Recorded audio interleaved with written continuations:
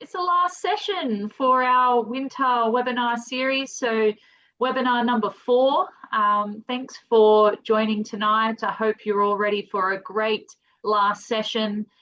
We've got 2 fantastic speakers today, and we're talking all about getting those 1%ers right, getting your testing right, a couple of new products that are on the market that we might be able to try for this season coming.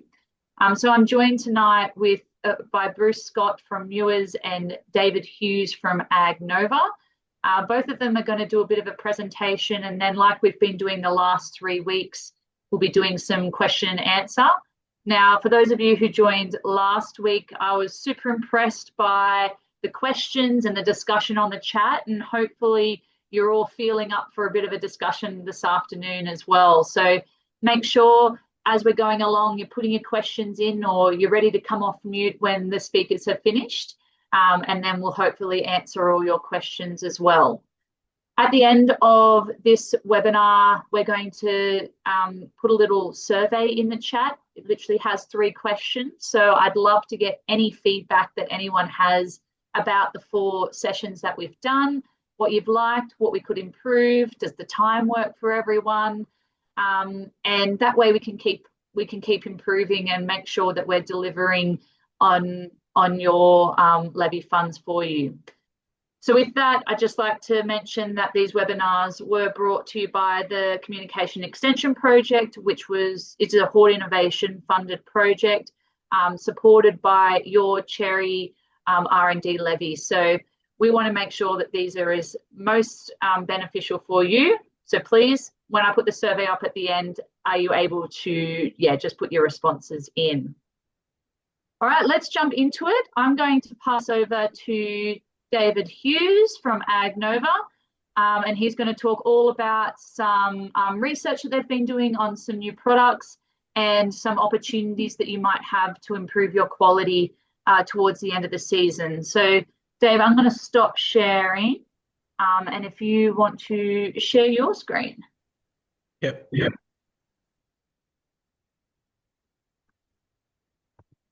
Okay, that's presenting now, is it, for everyone? Yep, looks perfect. Yep. Thank you. Excellent. All right.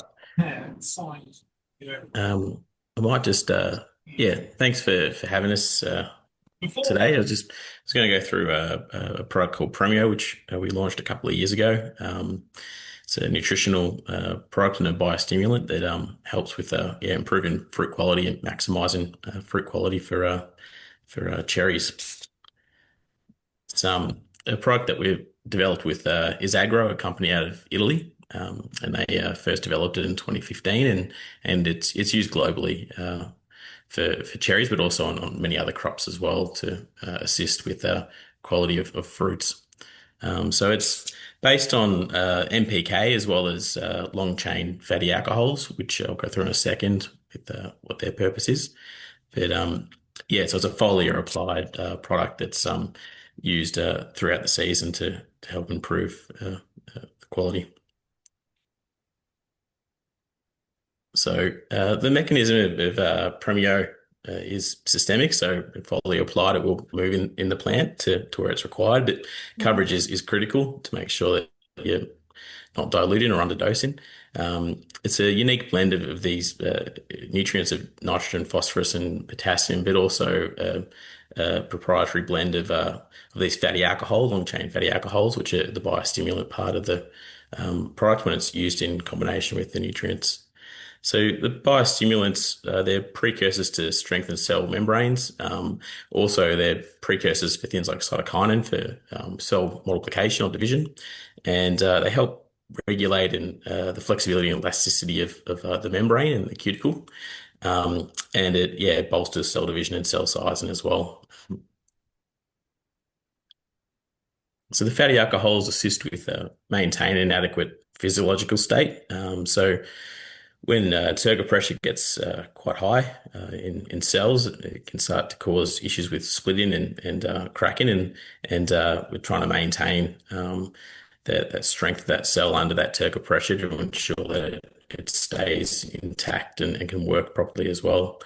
As I mentioned before, that some of the fatty alcohols are pretty important as precursors, so they're not actually hormones themselves, but they're essential for production of hormones, particularly cytokinins, which are essential for cell division. If you're able to increase your cytokinin production, it means you can help increase fruit size through multiplication of cell division. The other part, I guess, is the actual cuticle membrane, the outer part of the fruit.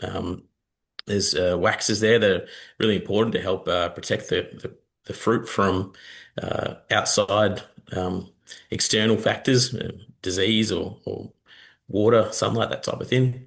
Being able to make sure it's strengthened and reinforced is able to uh, keep the waxes at an adequate level to keep the fruit suitable and growing well in an environment that's not suitable for them generally.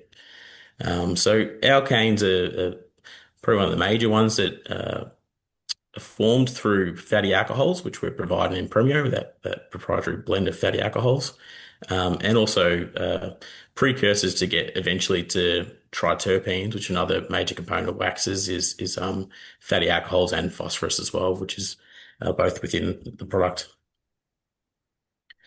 So the NPK in there is pretty critical for several stages throughout the crop, but phosphorus, especially with cell division, is really important to ensure that goes well and efficiently. And so development of growing tips of shoots, but also of cells, and maintain your membrane of your cell, your structure, your permeability. Phospholipids are the compounds there. And obviously, it's most important for probably energy production and metabolism in the plant. Nitrogen is essential for your cell division and DNA synthesis and structural proteins for cell elongation later in the crop. And also, it obviously relates quite readily to yield and productivity. So, getting the best start and the right amount of nutrients there to kick things along. And then potassium's important for regulation of stomata and phloem transport, but also for cell elongation, which is a pretty important part for Premio. So the NPK is in there to really support what the fatty alcohols and their biostimulant response. So making sure there's the adequate amount of all the major macronutrients that are required for the fatty alcohols to do what they can do. So I guess the crop impacts from Premio is it really maximizes the fruit quality and marketability. So from our trial work in the field and commercially, we've seen a really nice uniformity of color of the fruit at harvest. Shifting it more to the darker fruit and a larger amount of the crop within the later color categories. We've seen a really good optimizing of fruit size as well. It's a bit of a shift to the larger fruit size. A reduction in cracked fruit, which is quite beneficial, and strengthens the skin. So like firmness of fruit at harvest and then stem pull as well seems to be reinforced with the product. And obviously healthy foliar growth, which is pretty important to get the carbohydrates started and to be able to allow the plant to grow. When to apply Premio, we're really focusing. I guess there's a couple of key timings where it's has its benefits. In your cherry development, I guess the first stage of development, especially around that fruit set to shuck fall, the 30 days after full bloom, is where you have the most cell division happening within the plant and in the fruit development, sorry, I should say. And so we're trying to maximize that cell development at that stage because you don't get the division of cells, cell division later on, or multiplication, I should say. If you can create the most amount of cells at this stage in the fruit, it means later on when they go to enlarge, or there should be more there, which in theory should help create a larger fruit. But that also can help with things like cracking, where potentially you may have a stronger fruit because more cells, but also there's potential for excess water to be divided amongst more cells, which potentially could reduce cracking it that's later on. And so at this stage is where cytokinins are really important, and the fatty alcohols potentially helping there as a precursor for the cytokinin. So yeah, that early stage is quite critical. And then after that first stage, you tend to have the seed or embryo kind of development. The cell divisions kind of slow down or rest in. And then once it gets to that kind of straw color stage, that later crop, the third phase of fruit development, you tend to have a very quick sizing of the fruit, and cell enlargement and elongation starts to really take hold there. So as that happens, you tend to have a more stretching of the cuticle of the fruit, and your cells. And so being able to supplement your cuticle with these fatty alcohols does help with reinforcing the fruit to make sure it's not going to crack under its growth and pressure. So given it trying its early, I guess trying to maximize the amount of cell division, and then later on to try reinforce the cuticle there, and the cell membrane impermeability to water. So it really, this is part of the reason why we recommend it to be applied throughout the crop, a bit more prescriptive, to make sure that you get both benefits happening from the product. So as I mentioned before, coverage is pretty critical. So 1,000, 2,000 litres of water per hectare. And we recommended rate is 200 mils per 100 litres of water if it's a true dilute water volume you put onto the trees. We've done compatibility testing with common pesticides. So we look at physical compatibility in tank, but also look at crop safety and spray it onto crops to make sure it's not going to impact the crop or the efficacy. And our website has ag notes available with all these products on there, but we do a lot of testing there to make sure that the product can fit into your program. It's not going to be a burden to put out, and it's quite a highly compatible product as well. So some trial results from what we're seeing with the product, I'll go through now.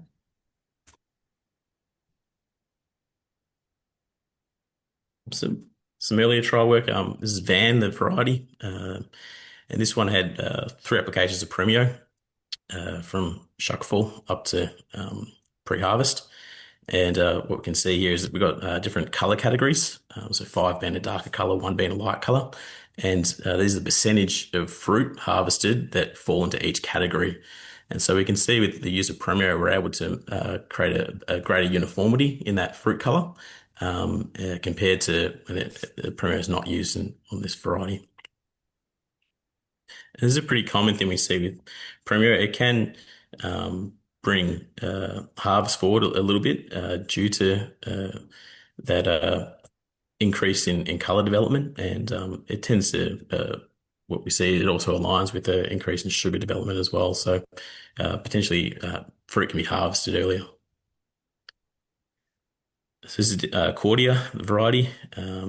Scale here, we've got a lot greater fruit in the darker category at the same timing compared to the control. So we're looking at 35% in that dark color compared to less than 20.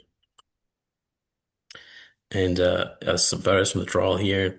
I don't know if the colors come up that well, but you can tend to see there's a few more lighter colored fruit in the control compared to the Premio, which tends to be a slightly more uniform and darker in color development.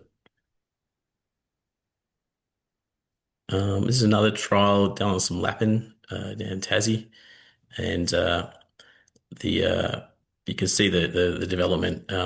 This is 36 days before expected harvest, but it was quite visible in this site, the difference you're seeing in that color development from the Premio treatment.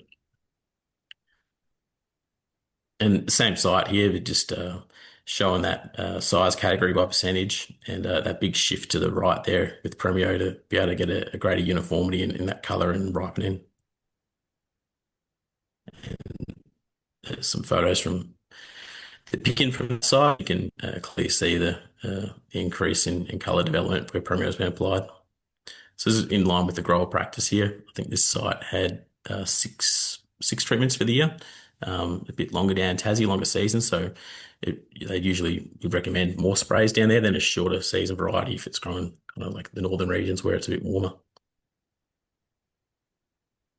Kraken, this is from a range of trials from across Australia and overseas as well. But looking at control versus Premio treatment and the improvement you can see in Kraken. Kraken is something that's impossible to completely eradicate with anything, but you can improve what happens with these cuticle supplements, I guess, and helping that cell division early as well. So we consistently see a lot greater reduction in Kraken where Premio has been used compared to control. There's some trials. I think there's Ulster here. There's some pretty severe Kraken at this site here where Premio had a great reduction there. And then another thing we tend to see is not just the shift into the darker colours, but also a greater shift towards a slightly larger fruit sizing as well. So in these two trial sites we've done over a couple of years, you can see that a lot more fruit in the 32 millimetre size where Premier has been applied compared to the grower practice at these sites or the control. So yeah, that shift is potentially to bring a fruit slightly earlier. It could be used as a bit of a harvest aid in some ways, I guess. If you're worried about a block, maybe half a block may be treated with Premier, the other half not, and that way it can kind of split up your harvesting if you are able to get it in a few days earlier. And then other things we measured at trials around fruit firmness, slightly improved, or at least it's not dropping away, which is a pretty important thing. Sugar levels tend to be advanced in Premier treatments, and we do see an improvement in stem pull force as well, which is quite a big benefit, especially for, I guess, export fruit.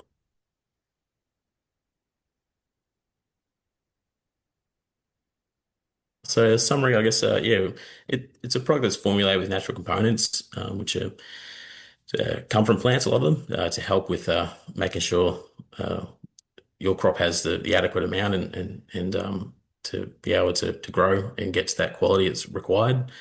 So we assist with cell membrane plasticity as well as cuticle permeability as well, which helps with cracking. Provides nutrition for cell division and sizing, and we see a uniformity of fruit maturity and colour from its use. And it needs to be applied regularly throughout the season, starting at around shuckfall, fruit set to shuckfall. And that's it. So, is there some questions in the chat? Is there at the moment? Or? There sure is. Thank you, David. I will read them out to you so it's a little bit easier. So thanks everyone for popping the questions in the chat. And if you have any other ones, feel free to pop them in and we'll answer them before we jump across to Bruce. But the first one, would Premio reduce the need for second picks? So going through and picking the block a couple of times for colour. Yeah, I believe so. It's what we've kind of seen with its use is that you may be able to get your harvest off in a single pick rather than a couple of picks. It's definitely a benefit from the product. Great. And did Premio shorten the ripening period of the cherries? Good question. I guess it does. Yeah. I need to go back and have a look. But yeah, because you see that they're usually maturing a few days earlier than not being treated. I'm guessing that's due to the ripening period being shorter. Yeah. Is it available in New Zealand? Not at the moment, I don't believe. No. And then is it compatible with products like Parker? I'm not sure I tested it in a spray with Parker, but it's compatible within a program with Parker for sure. We've done trials where Parker's part of that, the grower stand in there. And so it's definitely compatible within a program with it. I'm not sure if we've tested the actual tank mix. I have to check and get back. I know Cam Stone and I spoke about that on a podcast. Cam, I know you're online. Do you have any comments around that question? I've just palmed off the 8-week-old baby. But regarding the compatibility in the tank with Parker, or Yeah, I yeah, know we so spoke about compatibility on the podcast. I didn't know if you, could answer that one too while Dave's here. yeah, so similar to Dave, I don't believe we've done physical compatibility, but I don't envision there to be any issues. So the compatibility spreadsheet that we've done that Dave presented earlier has the full list of products. So one of the trials in Tasmania, as David alluded to, was Parker was in the program and was in applications close to Premio, and there was no issues at all. We haven't seen any issues at all with Premio in terms of crop phyto or reduction in the efficacy of fungicides or insecticides, and I think that's a key thing to focus on. That as much as it's compatible in a tank, you're not reducing the efficacy of the products that you're spraying in the field as well. So. Yeah. And yeah, there's no silver bullet for things like Kraken. So, you know, anything you can use to try uh, Yeah, prevent it, it's necessary. Like it's not going to get rid of using other methods you're currently doing, I guess, to help alleviate that issue. yeah, great. Thank you, David. Any other questions for David? And feel free if you think of any while Bruce is talking for Dave, we can come back as well. But just as a disclaimer as well, I'm always very upfront. We, as DPI and the project, don't endorse any products, but we like to just give you guys as many opportunities to hear about new products and hear about the research behind them. So I encourage, if anyone else has any questions, to please reach out to David if they have any questions around the product or how it could be integrated into their orchard as well. And always, do your own testing before applying your products. So our next speaker tonight is Bruce Scott, who is from Muirs. Now, Bruce has kindly joined us from Adelaide in between wine conferences and workshops. So really appreciate it, Bruce, you coming online. He's going to talk all about nutrition and testing and making sure that we're getting that right throughout the season, making sure we're honing in our 1%ers. So Bruce, over to you. Thank you, Jess. I haven't got a PowerPoint presentation, and it's not because I don't know how to do them or I'm too lazy, but I just thought we could have a discussion about what you've given me to talk about, navigating nutrient uptake with testing. So obviously a lot about nutrient uptake and a lot about testing.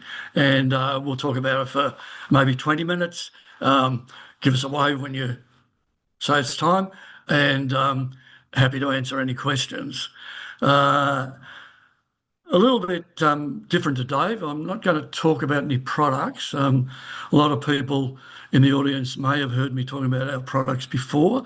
I'm given my interpretation of the topic as an agronomist, and sometimes very hard to say what an agronomist is because most people haven't got a clue, and there aren't many of us working in the field, but generally considered to be someone who's studied soils and plants and trying to use that knowledge to strengthen crop production techniques and soil management procedures. So hence the discussion about the nutrition.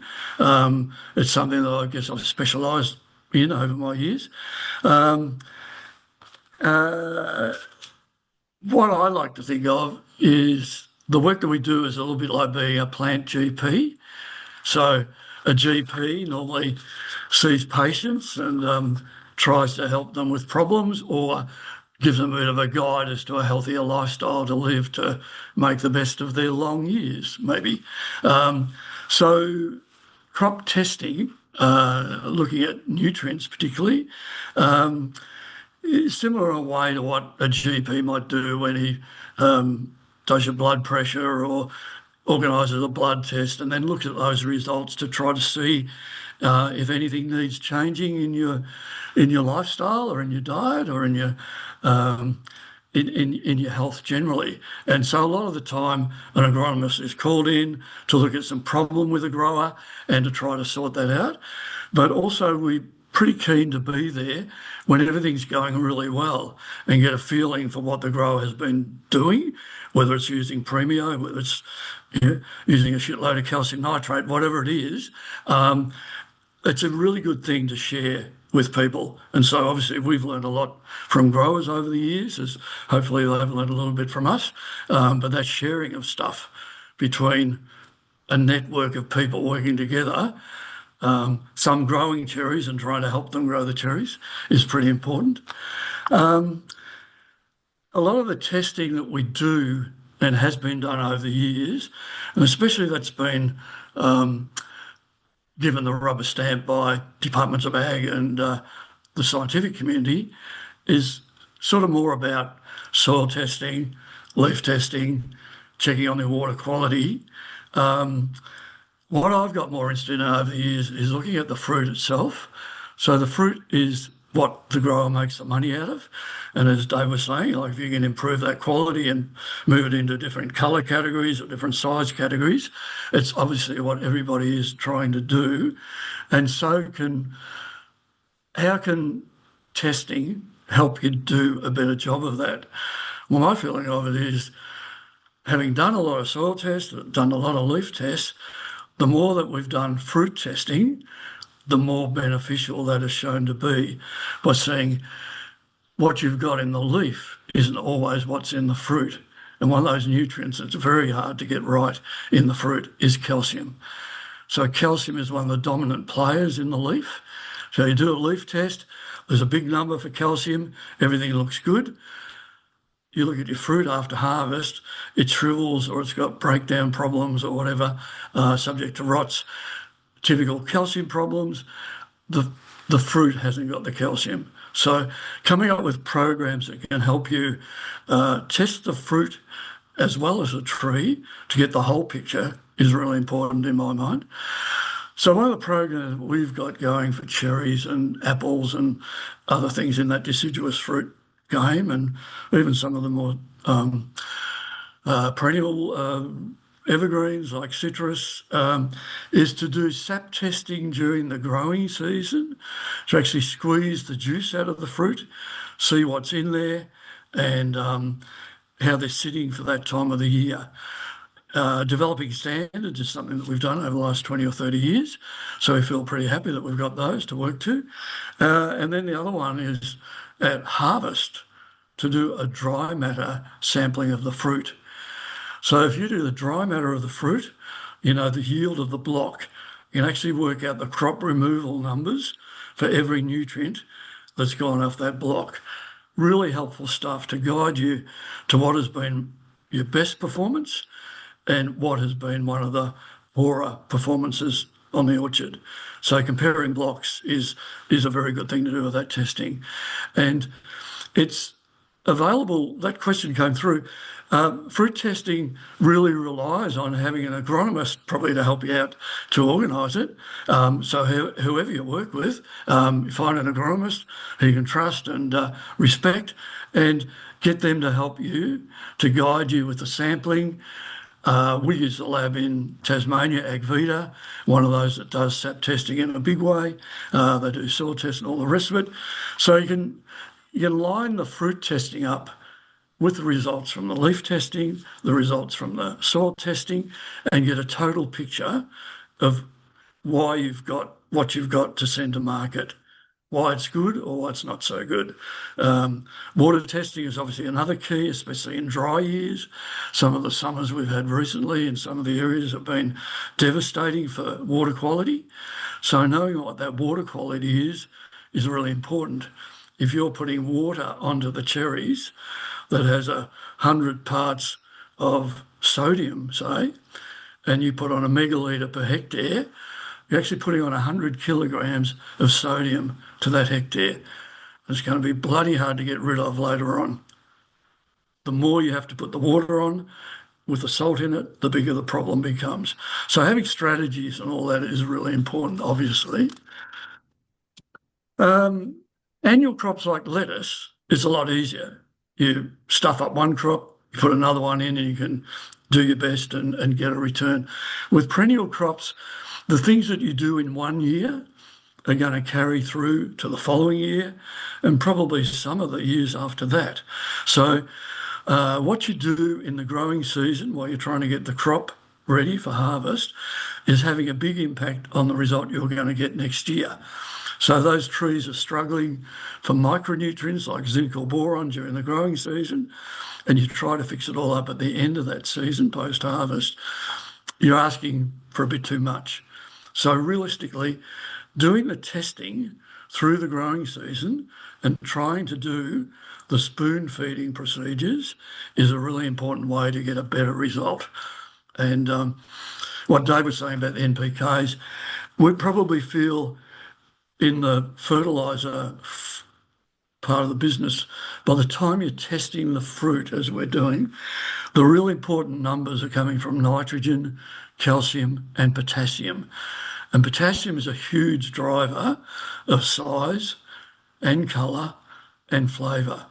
So for putting the fruit onto the market floor, the role of potassium is extremely important, but you can't go gung-ho with that if you haven't got the calcium right.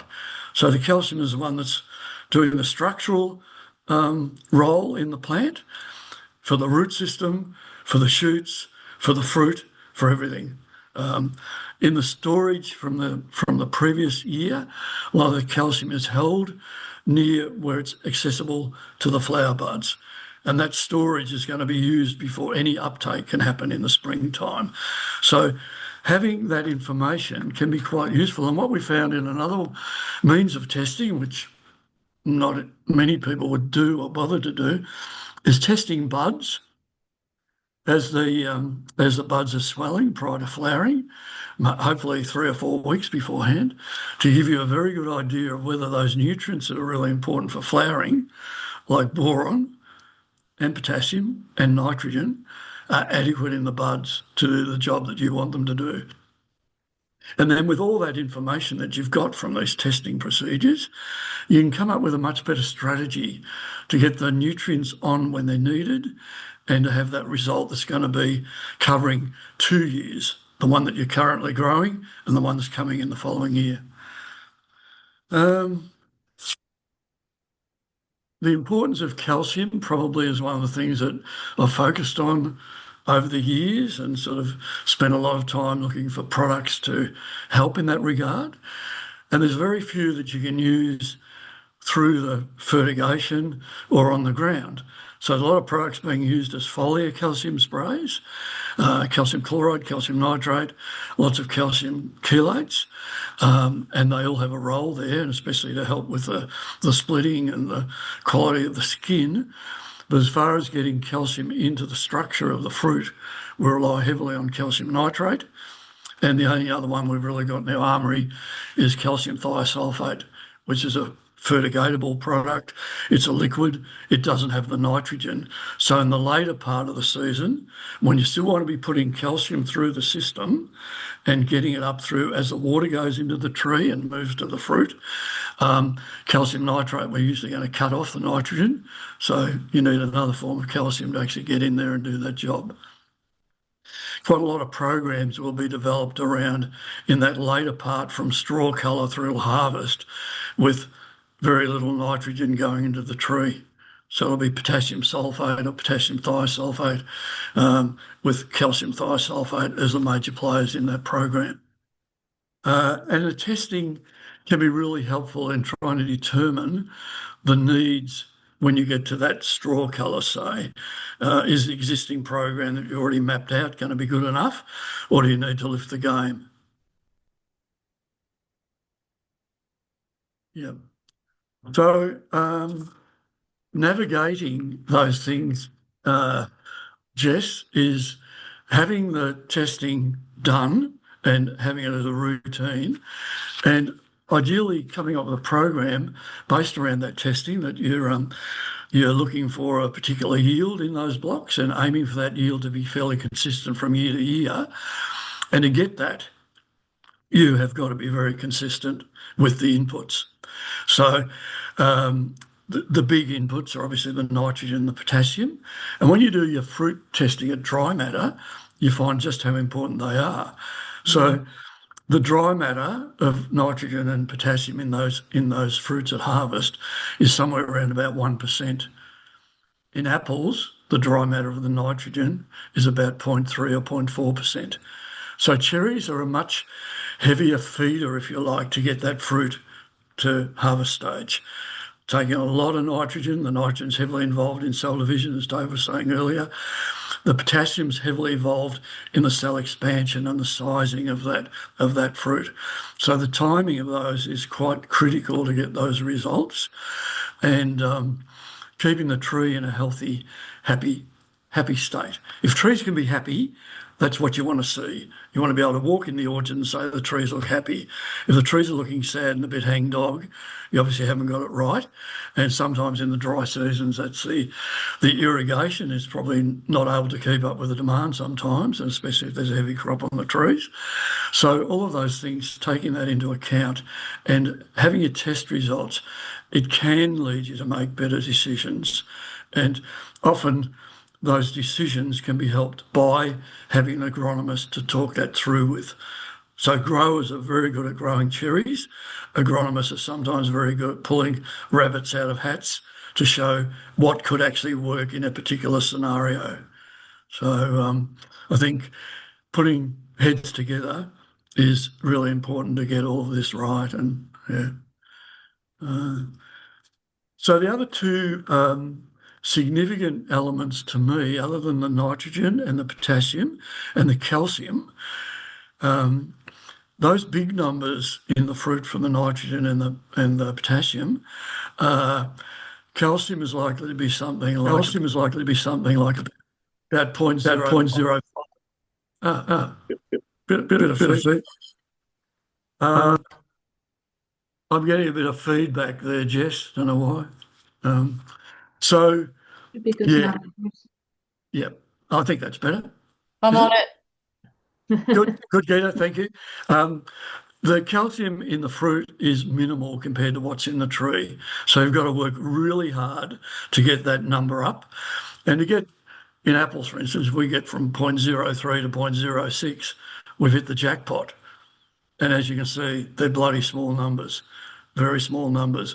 But if you can double that number, you're going to have a bit of fruit that's going to handle export and shipping through the channels to the supermarkets and all that sort of thing to get you through and do all the things that you want to do with that fruit, be robust. The other two elements that I find that are really important in regard to flowering and fruit set, and then continue to be important when you're looking forward to what's happening next year, is boron and zinc. Cherries are extremely hungry for both of them. And if you've got plenty of calcium in the program, but you don't have enough boron, you're still going to have problems with the cell wall structure and the membranes. They're both heavily involved in that part of the plant. But most of the boron actually is found in the plant in the flowering structures. So when you do those bud samples prior to any flowering, that's where you find the big boron numbers. The fruit is a critical component of the boron as well. So we like to see those numbers being maintained as the crop develops through to harvest. So Jess, I'm pretty happy to leave it at that. If you would like to ask for questions, and if there's no questions, we'll fill in the time. Well, you've got some questions here, Bruce. So let's jump into those first and see. And guys, I welcome anyone to come off mute too once we get through the questions if you'd like to ask Bruce or Dave a question. But this one's from Russell, so fellow agronomist, and he says, Bruce, a great description of an agronomist. We are more of a problem solver than we get credit for. I agree with that, Russell. Your analysis of testing and managing nutrient delivery and timing is spot on. With calcium, why do results vary across research papers? And do the calcium results need to be tied with weather conditions for uptake?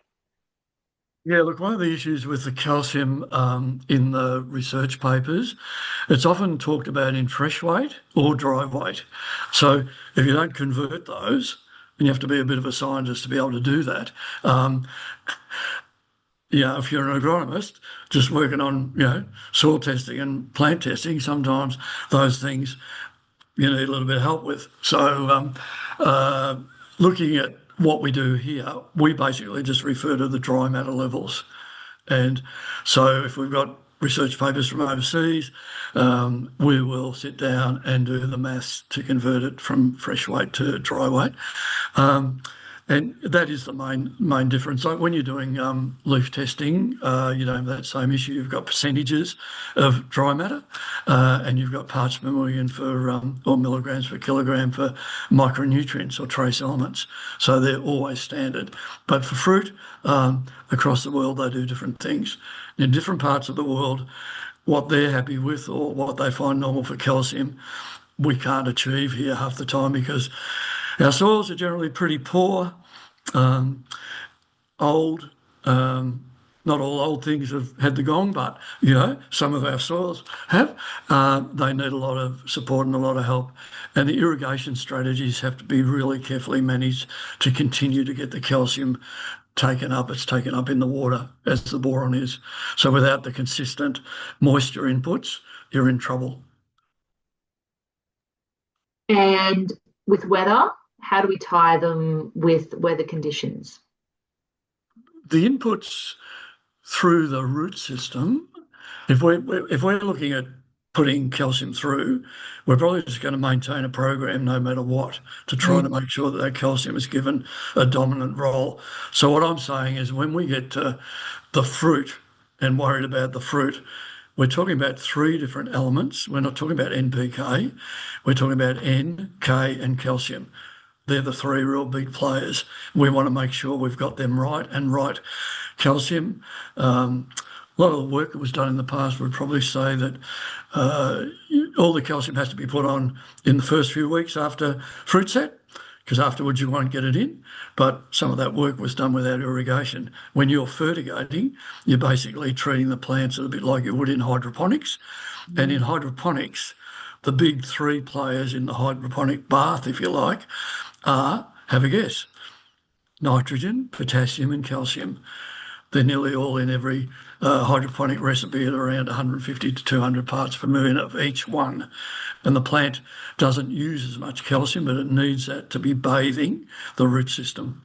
I guess that's Sorry, I didn't really get to the weather bit, but the weather obviously has an impact. But one of the bigger things about the weather is you don't have control there. We've got to just control the things we do have control of, which is putting on the nutrients. And even if the orchard is drowning in water, I would still put the calcium nitrate on the ground and let it be taken up. It'll help the roots breathe.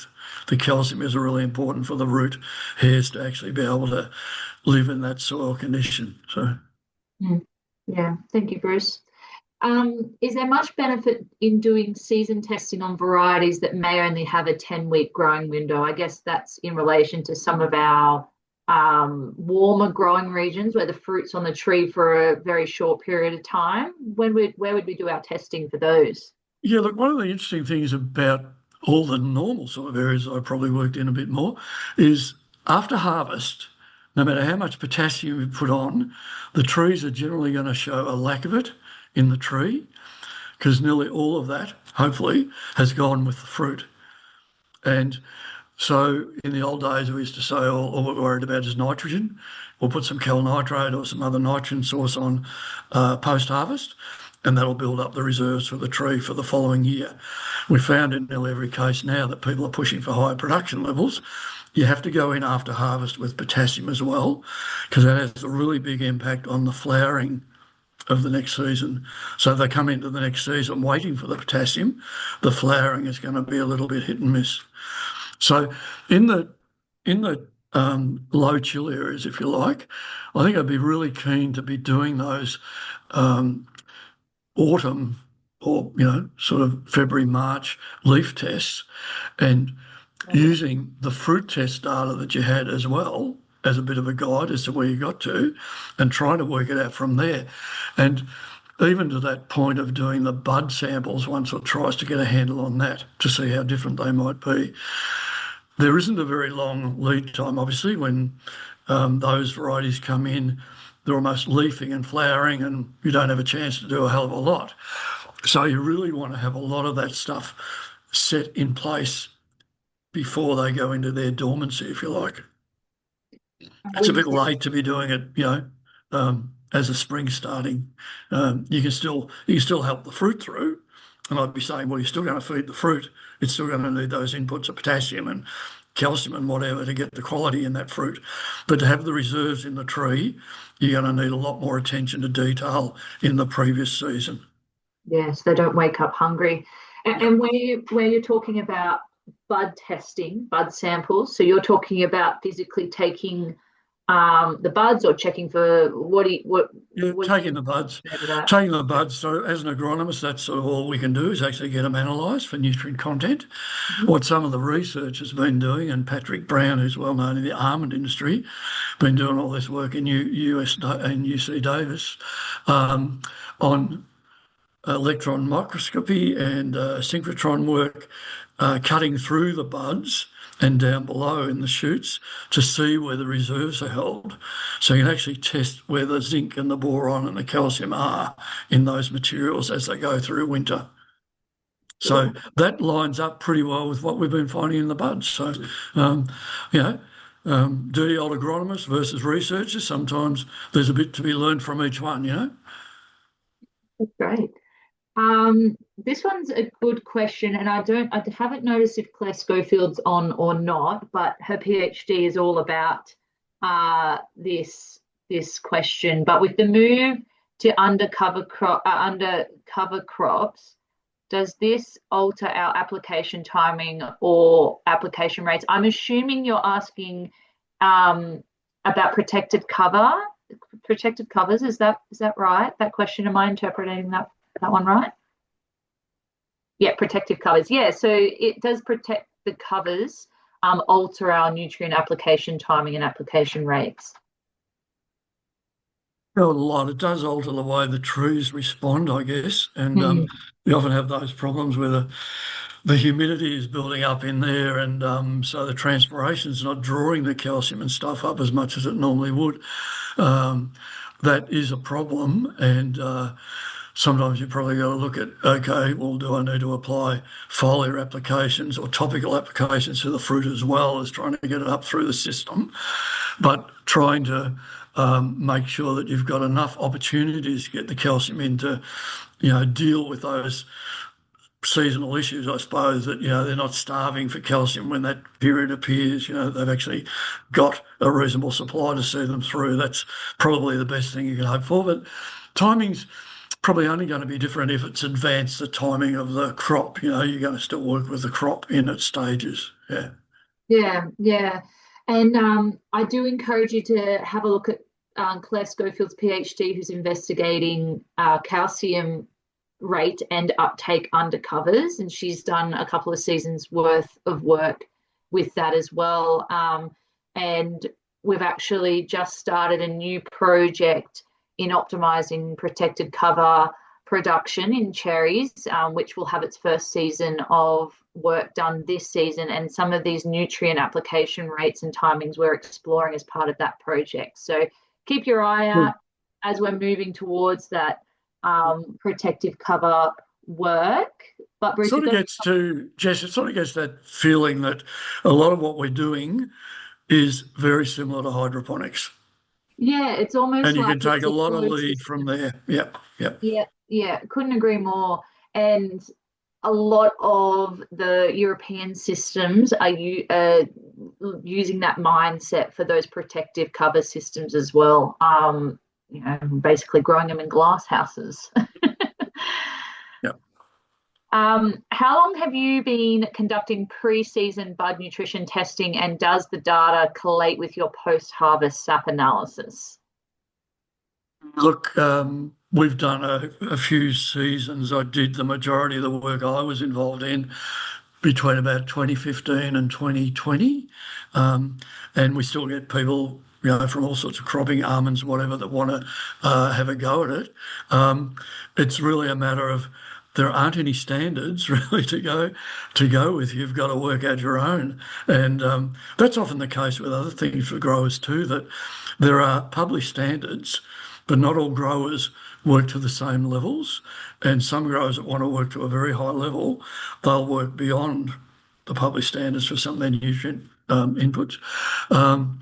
So, yeah, look, I'm happy to share what I've done. There isn't any research papers that I've seen on what we've been doing, which is analysing the buds for nutrients. There's plenty of work being done on the dissection of the buds and looking at where the location of those nutrients are.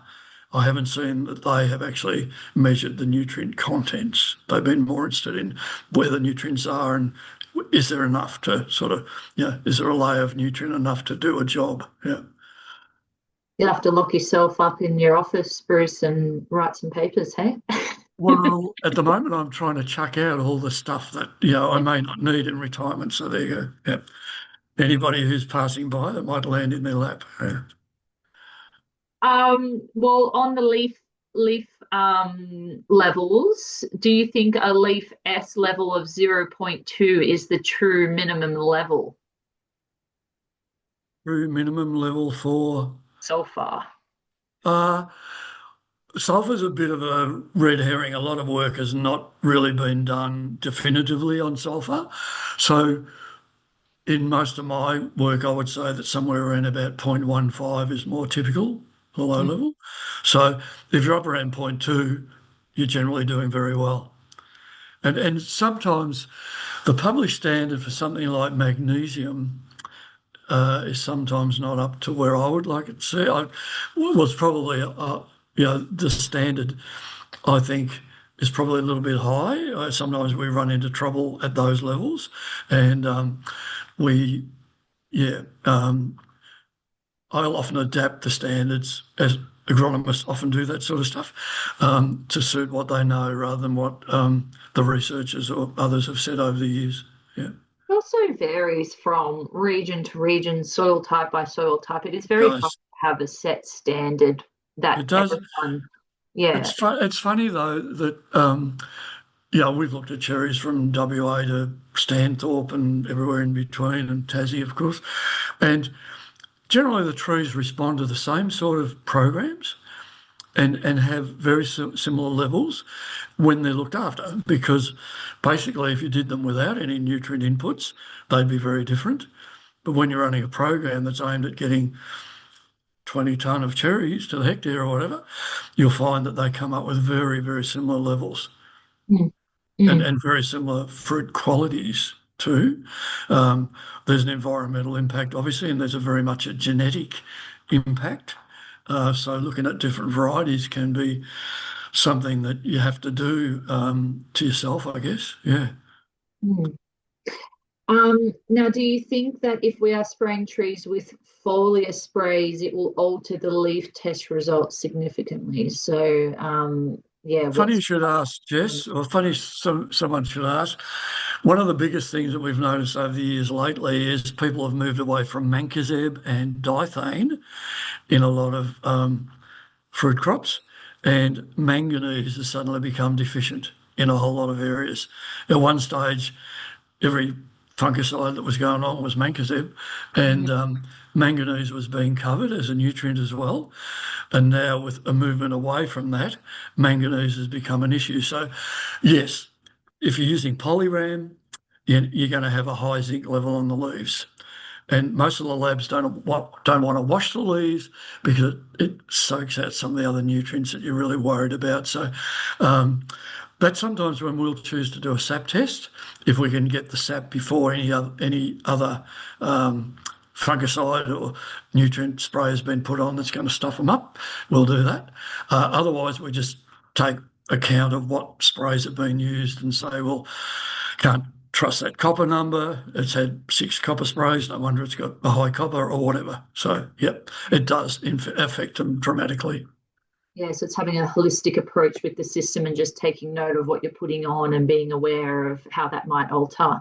Yeah, so putting the whole lot together, like doing all those different tests, knowing the spray program, knowing the irrigation program, it all has a role. The variety, everything has a role. The rootstock, the rootstock can have a huge involvement in the whole bloody thing. So yeah, there's a lot. It is to pull the pieces together.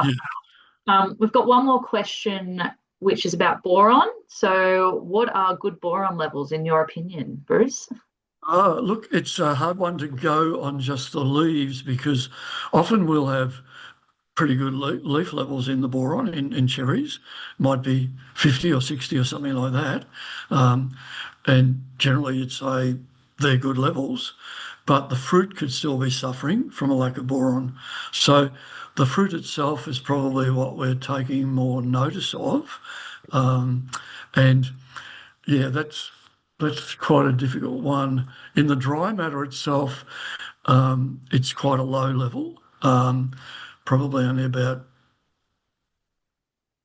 0.05 or something like it. It's quite a low level, but without it, the fruit is really going to suffer and be potentially pitted, and show, particularly at the bum end or the end away from the stem, the calcium and the boron find it hardest to get there. The vascular system doesn't always carry it there. So, yeah, looking at the fruit numbers of the boron is probably more important than looking at the leaf numbers. Yeah. Awesome. All right, we've got one last question. What are your thoughts on nitrification inhibitors? It's a difficult one because usually you do not want the nitrogen to be inhibited, especially in the early season applications where you're looking, say, calcium nitrate or potassium nitrate. You want a quick acting nitrogen source. You don't want any inhibition. And so the only thing it's going to inhibit is ammonium. And in general, having the inhibition prior to flowering is not a real big problem, but having ammonium products on after flowering is a bit of a problem because you don't want ammonium to be interfering with the uptake of calcium or potassium. So you want to try to minimise the amount of ammonium going on. So if the ammonium's sitting there waiting to be converted, that could be a problem. So if you're doing products with ammonium inhibitors in the autumn, and you had time for those to work and to convert, probably not a real big issue.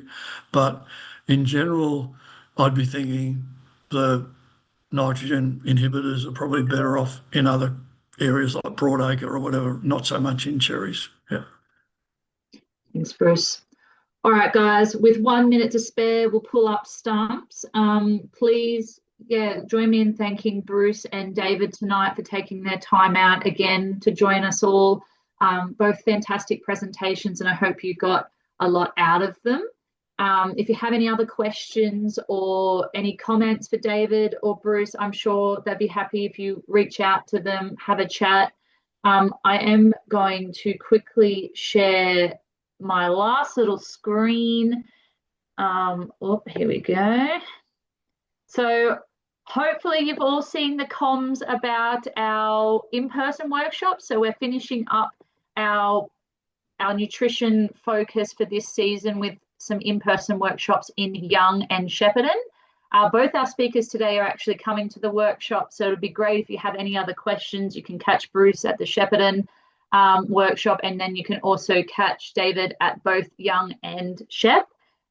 So we'll be meeting on the 31st of July in Young at 10 o'clock at the Young Service Club. So that's next Thursday, everyone, so pop that in your diaries. And then the week after in Shepparton on the 7th. And I know there might have been, I might have mentioned that this one was at Cobram a few weeks ago, but we've locked in Shepparton at the Fruit Growers Vic office. You should be able to follow that QR code to register. Please register because we need to know numbers, and we also have limited space.